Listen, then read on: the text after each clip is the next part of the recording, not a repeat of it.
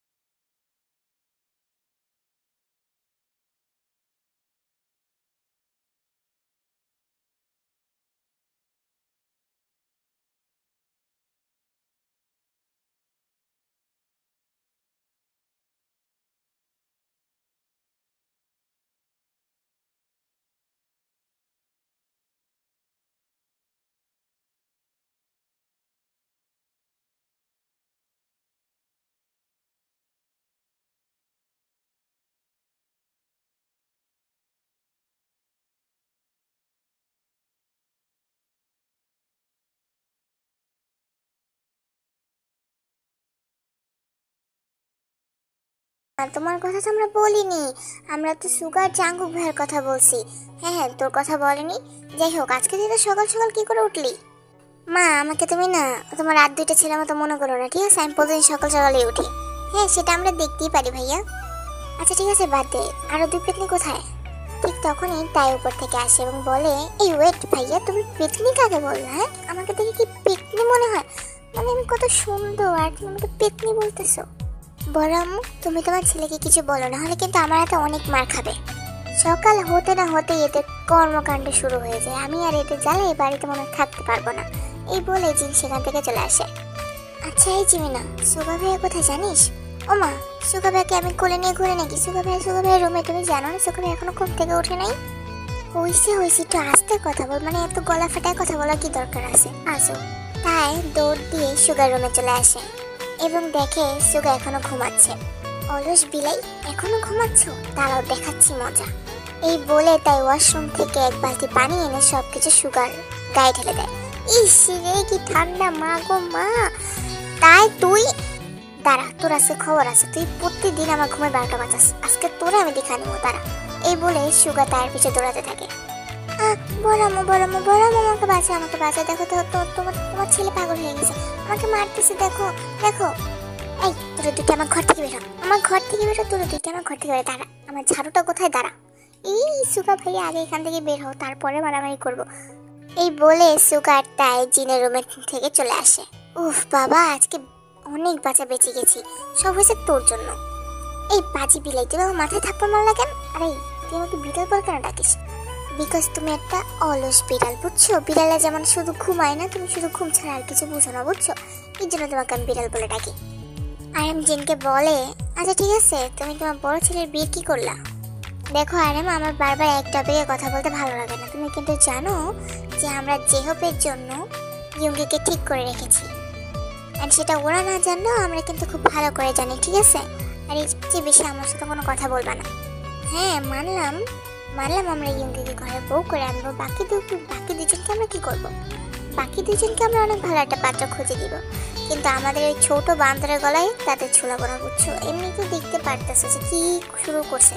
তোমার মনে হয় কি বাকি দুজনকে যদি আমরা ছোট বান্দরের গলায় ঝুলিয়ে দিই তাহলে ওরা কি সুখী থাকবে? আর এমনিতেই দেখো, কিন্তু আমি চাই কি বলতে পারো, আসলে আমি চাই যে ওরা তিনজনকে পছন্দ করুক এবং নিজের মন থেকে ভালোবেসে বিয়ে করুক, বুঝতে পারছো আমার কথাটা?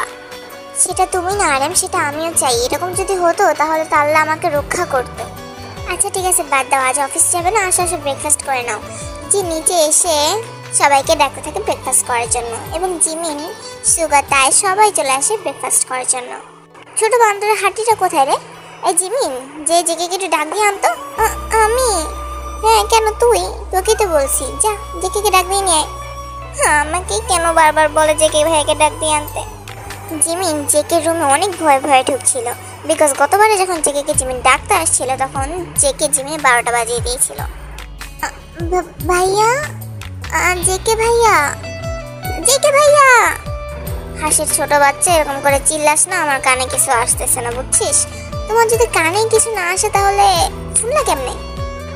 জেকে এক লাফ দিয়ে বিছানা থেকে উঠে জিমিনের হাত ধরে টান দিয়ে জিমিনকে বিছানা শুয়ে দেয় এবং জেকে জিমিনের উপর আসে। তোর কি মনে হয় তোর এসব চাল আমি বুঝি না? আমার চাল মানে তুমি কি বুঝাতে চাচ্ছ? হ্যাঁ, তুই আমার কাছে কেন আসিস সেটা কি আমি জানি না? তুই আমাকে পছন্দ করিস, তুই বলে দে আমাকে। তোমাকে আমি পছন্দ করবো? হ্যাঁ হয়েছে, এত ডিমান্ড দেখানোর কোনো দরকার নেই। আর আমিও তোকে পছন্দ করতে যাবো না, ঠিক আছে? বিকজ খরগোশের সাথে হাঁস মানায় না, ঠিক আছে? এটা সবসময় মাথায় রাখবি। এই কথা বলে জেকে জিমিনের উপর থেকে উঠে ওয়াশরুমে ফ্রেশ হতে চলে যায়। কি বললো? হাঁসের সাথে খরগোশ মানায় না মানে কি বলে গেল? আমার মাথায় কিন্তু কিছু বুঝতেই পারছি না। খাবার টেবিলে জিজি সবাইকে বলে, আচ্ছা শোন, তোরা ওদেরকে একটু বাইরে নিয়ে ঘুরতে নিয়ে যা, বুঝছিস? অনেকদিন ধরে কোথাও যায় না তো।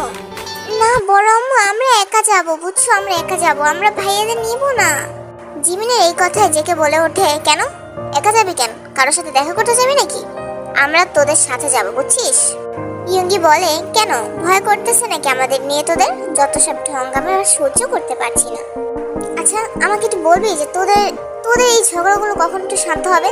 মানে কখন একটু মিলেমিশে থাকবি? কখন মানুষকে দেখাবি যে আমরা ভাই বোন, দেখো আমরা কত মিল। যেহব বলে, হ্যাঁ আমাদের কপাল খারাপ যে আমাদের ওদের ভাই বানিয়ে পাঠাইছে। খাবার শেষে জাঙ্কুক জিমিনের কাছে আসে এবং বলে, জিমিন তোকে কালকে আমি একটা ছেলের সাথে দেখেছি, ছেলেটা কে হয় আমাকে বলতে পারিস? তুমি কোন ছেলের কথা বলছো? ও আই থিঙ্ক চাওনো, রাইট? হ্যাঁ আমার বেস্ট ফ্রেন্ড হয়, বুঝছো ভাইয়া? জিমিনের এই কথা শুনতেই জাঙ্কুক জিমিনের উপর রাগান্বিত দৃষ্টিতে তাকায়। বেস্ট ফ্রেন্ড মানে কোনো ছেলে ফ্রেন্ড রাখতে পারবে না, ঠিক আছে? কথাটা যেন মাথায় থাকে তোর।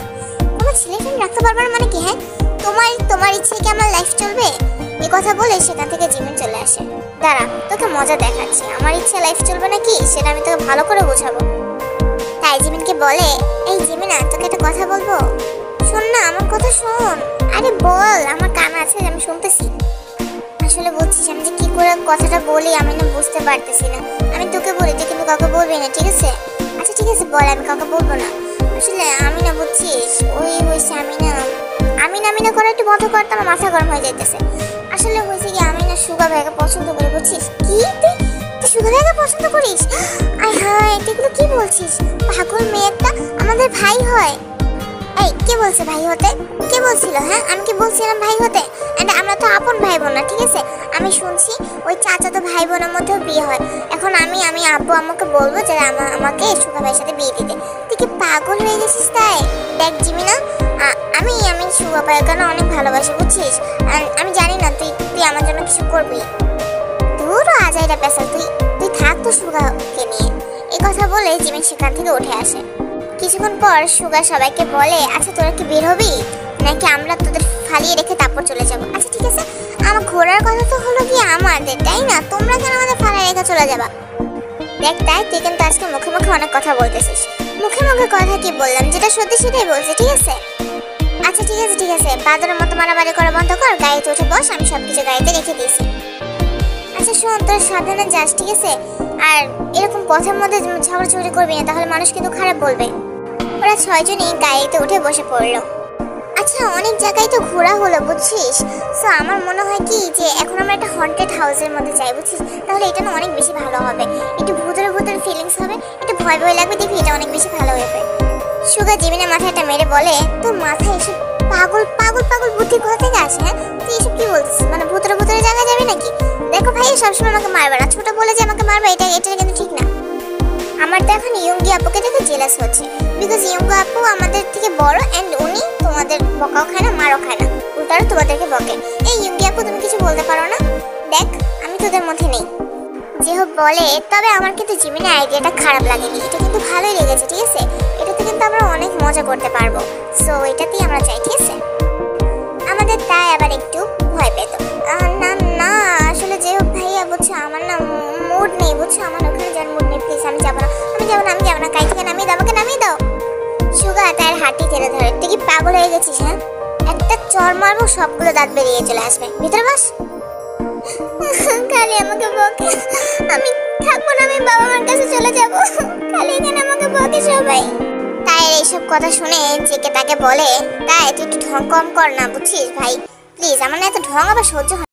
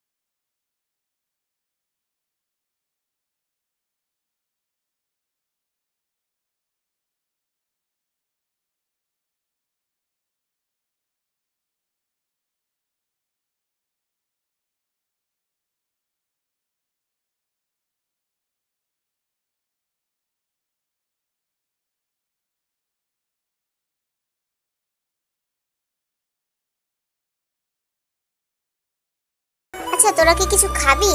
হ্যাঁ আমার খুব খিদে পাইছে বুঝছো সুগা ভাইয়া, তোকে আমি কিছু বলিনি, বাট আমি তো তোমাকে বলছি প্লিজ একটু বন্ধ কর তো, তোদের এইগুলো একটু বন্ধ কর। বাট এখানে তো খাবারের কিছু নাই, কোথা থেকে? হ্যাঁ ওই তো দোকান একটা আছে, চলো উঠে যাই। ওরা সবাই সেই দোকানটার সামনে চলে আসে। দোকানটা বেশি বড় ছিল না, জাস্ট অল্প কিছু ছিল দোকানে খাবার মতো। আচ্ছা জিমিন, তোর মনে হয় না যে এটা একটা হন্টেড দোকান? মানে আমরা তো সবসময় মুভি ফার্স্টে দেখি যে দোকানে যায় খেতে এবং বলে যে ওখানে যেও না ওখানে যেও না, তোর এরকম মনে হয় না?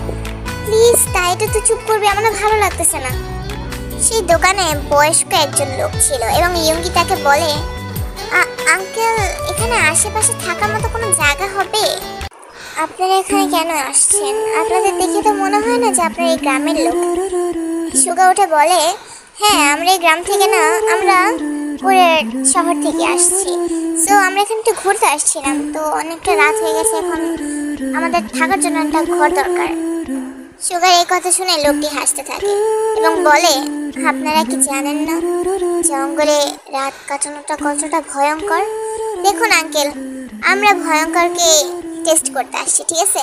আপনারা বেশি কথা না বলে আমাদেরকে থাকার জায়গাটা দেখিয়ে দিন। জেকের মুখে কথাগুলো শুনে সে লোকটি হাসতে থাকে এবং বলে, তোমরা সবাই আমার পিছু পিছু আসো। জিমিন লক্ষ্য করে সেখানে একজন বৃদ্ধ মহিলাও আছে এবং সে বুঝতে পারে যে এটি তার স্ত্রী হবে হয়তো। এবং জিমিন ওই মহিলার দিকে তাকাতে তাকাতে অনেকটা পিছু হয়ে পড়ে এবং জেকে জিমিনের গায়ে টাচ করে বলে, কি রে তুই কি এখন পিছু পিছু হাঁটবি নাকি? সামনে যা। জিমিন জেকের কথায় কোনো উত্তর না দিয়ে সামনে সামনে হাঁটতে থাকে। আল্লাহ জানে এই মেয়েটার এত রাগ কমবে কবে। সেই বৃদ্ধ লোকটা ওদেরকে সেই ঘরটাতে নিয়ে আসে। ঘরটা দেখতে অনেকটা মহলের মতো ছিল এবং অনেকটা পুরনো ছিল। আমার মনে হচ্ছে আপনারা এখানে যার জন্য আসছেন এটা তার জন্য একটা পারফেক্ট ঘর হবে, এই বলে সেখান থেকে বৃদ্ধ লোকটা চলে যায়।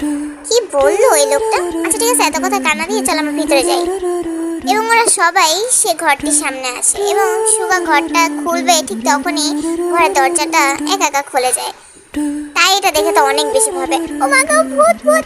আরে চুপ থাক, বাতাসের দরজা হয়তো খুলে গেছে, এরকম পাগলের মতো কিছু করার দরকার নেই, ঠিক আছে ভিতরে আয়। ইয়ঙ্গি বলে, এ বাবা ভিতরের অবস্থা এরকম কেন? মনে হচ্ছে 100 বছরও কি এখানে আসে নাই। আচ্ছা ঠিক আছে চল, এত কিছু দেখতে হবে না, যে নিজে থাকার জাস্ট একটা রুম খুঁজিস তাহলেই হবে। সুগা আর জিহব যে সব কিছু চেক করে এবং তারা থাকার জন্য মোটামুটি ভালো রুমই পায়, বাট সেগুলো পরিষ্কার করতে হবে। ডোন্ট ওয়ারি বয়েজ, গার্লসরা আছে তো পরিষ্কার করে নেবে। এই রে কেন আমরা কেন পরিষ্কার করবো? যে যারটা থাকবে সে তারটা পরিষ্কার করে নেবে, বুঝছিস? আচ্ছা তোরা কি আমার বোন? হ্যাঁ তোরা কি আমাদের বোন? আমরা তো বিশ্বাস হচ্ছে না। তাই উঠে বলে, না আসলে আমি তো বোন হতে চাইনি, বুঝছো? আমি তো বোন হতে চাইনি, আমি তো অন্য কিছু হতে চাইছিলাম। তাই তুই কি একটু চুপ করবি? আচ্ছা ঠিক আছে আমি চুপ করলাম। জিমিন অন্য মানুষকে হয়ে অন্যদিকে তাকিয়ে আছে। জাংকুক বুঝতে পারে যে সে আজকে জিমিনের সাথে অনেক খারাপ ব্যবহার করে ফেলেছে এবং জাংকুক জিমিনের কাছে যায়। আচ্ছা তুই এটা কথা সত্যি করে বলতো জিমিন, তুই তো সেটাই ভালোবাসিস? সে কথা আমি তোমাকে কেন বলতে যাবো? হ্যাঁ তোমাকে কেন বলতে যাবো? আমার তো মনে হচ্ছে না যে সামান্য একটা মোবাইল ভেঙে ফেলেছি তার জন্য তোর এত কষ্ট হচ্ছে। ভাই আসলে কি জানো, এটাই না তোমার সমস্যা, বুঝছো? তুমি কোনোদিনও আমার কষ্টগুলো বুঝতে পারবে না। এ কথা বলে জিমিন সেখান থেকে চলে যায়। ওকে ওয়েল ডান, সব কিছু কমপ্লিট হয়ে গেছে। এবার সবাই যার যার খাবার খেয়ে রুমে চলে যাও এবং কি রুম থেকে বের হবে না, ঠিক আছে? রুম থেকে বের হবে না এটা আবার কি বলি? তাই আসলে আপু ভয় করতেছে তো আমার, এর জন্য বলছি। এই আর কি, আমরা আজকে সারা রাত বাইরে থাকবো, বুঝছিস? তোমরা বাইরে থাকলেও আমার মনে হয় না বিড়াল বেশিক্ষণ বাইরে থাকতে পারবে। তারা তোকে তো আজকে আমি দেখে নেবো, তারা ওয়েট। এই বলে সুগা তায়ের পিছনে দৌড়াতে থাকে। এক পর্যায়ে সুগা তাইকে ধরে ফেলেছি। এখন কোথায় যাবি? আমি তোমাকে ছাড়া কোথাও যেতে চাই না। মানে? এই বলে তাই সুগাকে একটা কিস করে এন্ড সুগা বুঝতে পারে যে তাই সুগাকে ভালোবাসে এবং সুগা কিসগুলো ব্যাক করতে থাকে। আচ্ছা ইয়ঙ্গি, তোমার সাথে আমার কিছু কথা আছে। হ্যাঁ বলো ভাইয়া। ভাইয়া বলা বাধ্য হতো, তুমি তো জানো বাবা মা আমাদের বিয়ে ফিক্সড করে রেখেছে, বাট তারা জানে যে আমরা এই কথাগুলো জানি না। তো আমরা যখন হাজব্যান্ড ওয়াইফ হবো, সো ভাইয়া বলাটা ছাড়ো, বুঝছো? আচ্ছা ঠিক আছে সমস্যা নেই, ছেড়ে দিলাম। সবাই যে যার মতো করে মজা করছিল, কিন্তু একদিকে জিমিন সে অনেক মন খারাপ করে বসেছিল এবং জাংকুক সেটা নোটিস করে। জাঙ্কুক নিজের ফোনটা জিমিনের কাছে দিয়ে বলে, নে এটা আপাতত তুই চালা, আমি তোকে ঘরে গিয়ে এটা ফোন দিয়ে দিব। জিমিন জাঙ্কুকের ফোনটাও ছুঁড়ে মারে এবং বলে, তোমার ফোনের আমার কোনো দরকার নেই। রাতে ঘুমানোর সময় সবাই যে যার রুমে শুয়ে আছে। তাই একটু ঘুমাতে পারছিল না, সে শুধু এপিট ওপিট করছিল। উফ, আমার ঘুম আসতেছে না কেন, আমার অনেক ভয় করতেছে। না, আমি সুগার কাছে চলে যাই। তাই নিজের রুম থেকে বের হয়ে আস্তে আস্তে পা টিপে টিপে সুগার রুমের কাছাকাছি চলে আসে এবং সে তখনই নুপুরের আওয়াজ শুনতে পারে। কে এইরকম টাইমে নুপুর পরে কে হাঁটতেছ? কে? তাই আর কিছু ভেবে না পেয়ে এক দৌড়ে সুগার রুমে যে সুগার বিছানা শুয়ে পড়ে। এই কে এত রাতে কে? তাই তুমি? আমার ভয় করতেছে, বুঝছো? আমার প্রচুর ভয় করতেছে, আমাকে একটু জড়িয়ে ধরো না, একটু জড়িয়ে ধরো। তারপর সুগা তাইকে জড়িয়ে ধরে ঘুমিয়ে থাকে। ইয়ঙ্গির হঠাৎ করে অনেক পানির পিপাসা পায় এবং পানি খেতে সে নিচে চলে আসে এবং সে অনুভব করতে পারে যে তার সাথে সাথে কে জানি হাঁটতেছে এবং সে অনেকটা ঘাবড়ে যায়। ইয়ঙ্গি একটু সামনে যেয়ে হাঁটতে দেখে জেহোপ দাঁড়িয়ে আছে এবং সে পিছন থেকে জেহোপের শোল্ডারে টাচ করে। জেহোপ পিছনে ফিরতে সে অনেক বেশি একটা মুখ দেখতে পারে এবং সে সেই মুখটি দেখে অনেক বেশি ভয় পায় এবং সে ঘুম থেকে লাফ মেরে ওঠে এবং সে রিয়েলাইজ করতে পারে যে এটা তার একটা স্বপ্ন ছিল। ওএমজি, এত বাজে একটা স্বপ্ন। উফ। ইয়ঙ্গি নিজেকে কোনো মতে শান্ত করে সে আবার ঘুমানোর ট্রাই করে। জাঙ্কুক ফিল করতে পারছিল জিমিনের প্রবলেমের কথা। জাঙ্কুকের যেন কেন মনে হচ্ছিল জিমিন সমস্যা আছে, জিমিনের সাথে খারাপ কিছু হচ্ছে এবং সে রাতে ঘুমাতে না পেরে দৌড় দিয়ে জিমিনের রুমে আসে এবং জাঙ্কুক জিমিনের রুমের সামনে এসে দেখে জিমিন ঘুমিয়ে আছে এবং সে জিমিনকে ঘুমানো দেখে সে একটা দীর্ঘ নিঃশ্বাস ফেলে এবং আস্তে আস্তে যে জিমিনের পাশে যে শুয়ে পড়ে জিমিনকে টাইট করে ধরে। জিমিন বুঝতে পারে তার পাশে জাঙ্কুক এসে শুয়েছে, বিকজ এটা নতুন কিছু ছিল না। জাঙ্কুক প্রায় জিমিনের কাছে এসে শুয়ে থাকতো। নেক্সট মর্নিং তাই তাড়াতাড়ি উঠে সবাইকে বলে, আমি আর এখানে থাকতে পারবো না, তোরা থাকলে থাক, আমার পক্ষে ইম্পসিবল এখানে থাকা। তারপর তাইয়ের সাথে কাল রাতে যা হয়েছিল সেগুলো সব খুলে বলে। কি তুইও এরকম কিছু অনুভব করেছিস? আমি কালকে রাতে অনেক বাজে একটা স্বপ্ন দেখেছি।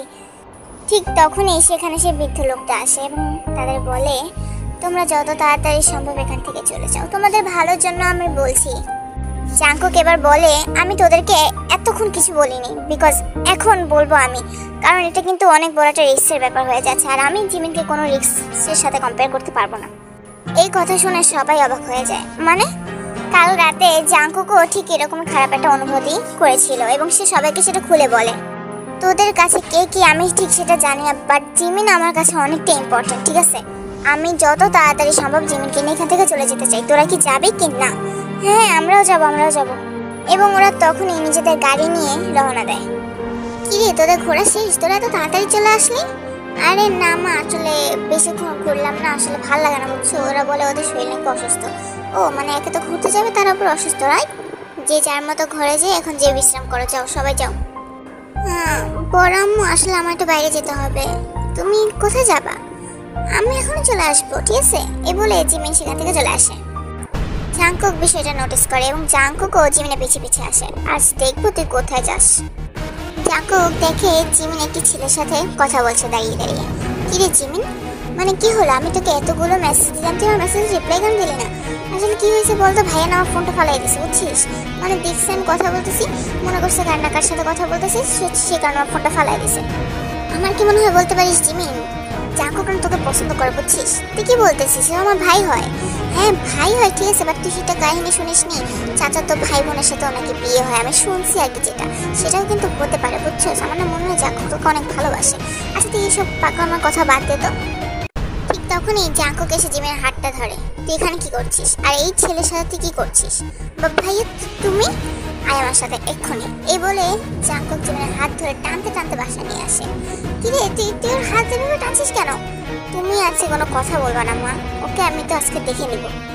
জাঙ্কুক জিমিনকে টানতে টানতে অন্য রুমে নিয়ে আসে এবং ধাক্কা মেরে খাটের উপর ফালিয়ে দেয়। তোর এত বড় কলিজা কবে থেকে হলো রে জিমিন? আমি যে কাজটা তোকে করতে মানা করি তুই সেটা বেশি করে করিস। ভাইয়া ও আমার ফ্রেন্ড, জাস্ট তুমি ভুল বুঝতেছো। তুই এখন যেটা করছিস সেটার জন্য শাস্তি তুই অবশ্যই পাবি। এই কথা শুনে জিমিন উঠে যাবে, ঠিক তখনই জাঙ্কুক আবার জিমিনকে ধাক্কা মেরে খাটে ফালায় এবং জিমিনের উপর উঠে বসে। ভাইয়া তুমি তুমি এটা কি করতেছো? ছাড়ো আমাকে, ছাড়ো। লড়াচড়ার চেষ্টা করিস না জিমিন, তাহলে কিন্তু আরো খারাপ হবে। এই বলে সাথে সাথে জিমিনের ঠোঁট দুটো জাঙ্কুকে দখলে করে নেয়।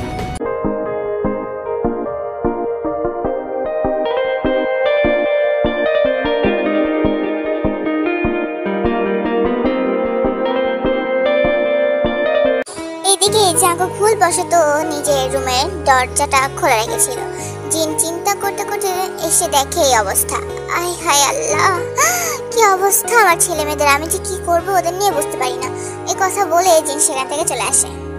জিমিন অনেক চেষ্টা করে জাঙ্কুকে দূরে সরানো, বাট সে শত চেষ্টা করেও বৃথা হয়। একটা পর্যায়ে জাঙ্কুক জিমিনকে ছেড়ে দেয় এবং উঠে বলে, আমি ছাড়া তোকে অন্য কোনো ছেলে টাচ করার কোনো অধিকার রাখে না, কথাটা সবসময় মাথায় রাখবি। এই বলে জাঙ্কুক উঠে সেখান থেকে চলে যায়।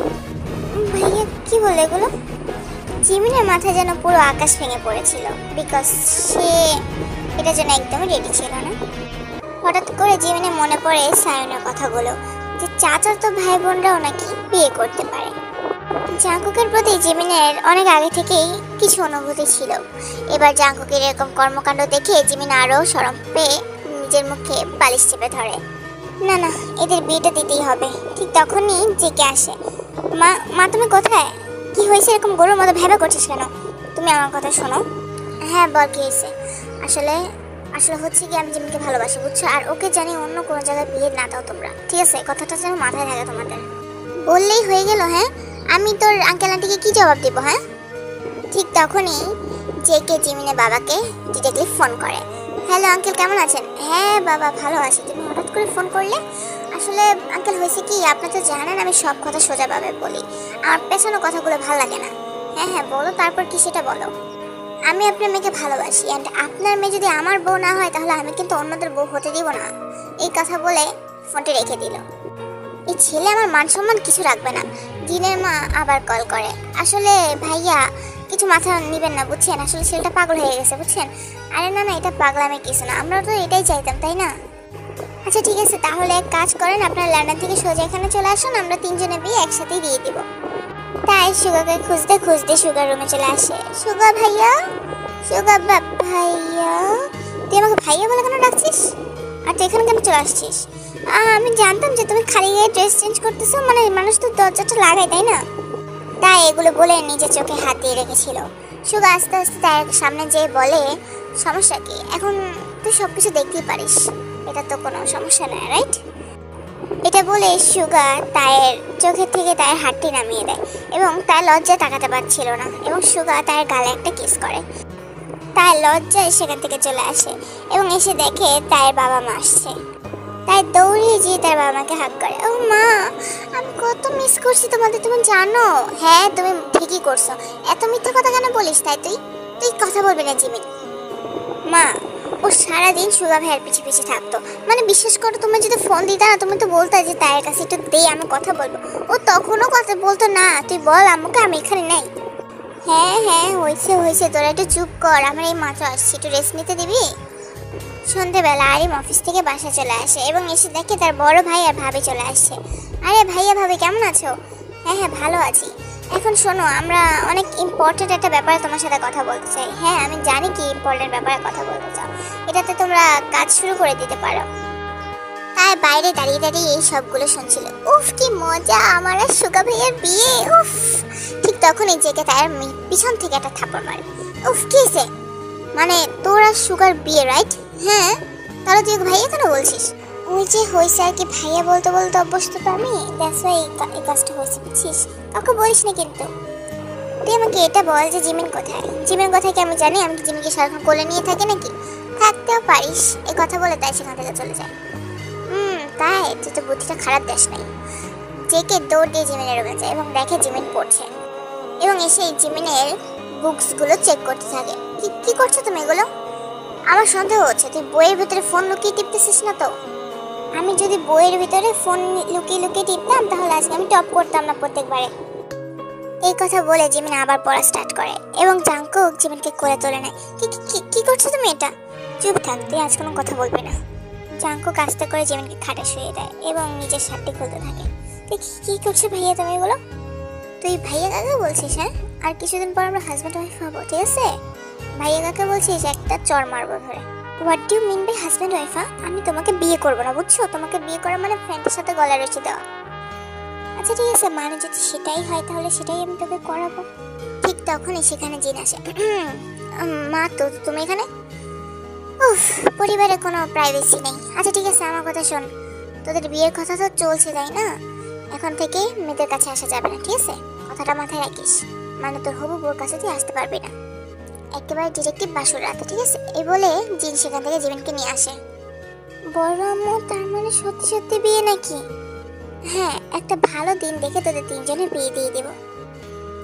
বিয়ের ডেট ফিক্সড করা হয় একদিন পরে, বিকজ জীবনের মা বাবার আবার লন্ডন ফিরে যেতে হবে, তাদের হাতে একটু টাইম নেই। বিয়ের দিন, উফ, আমার তো আজকে বিশ্বাসই হচ্ছে না আমার আজকে সুগার সাথে বিয়ে। উফ, কি যে আনন্দ লাগছে। ইয়ঙ্গি আপু, তুমি কি হ্যাপি না? বলো বলো বলো বলো, তুমি কি হ্যাপি না?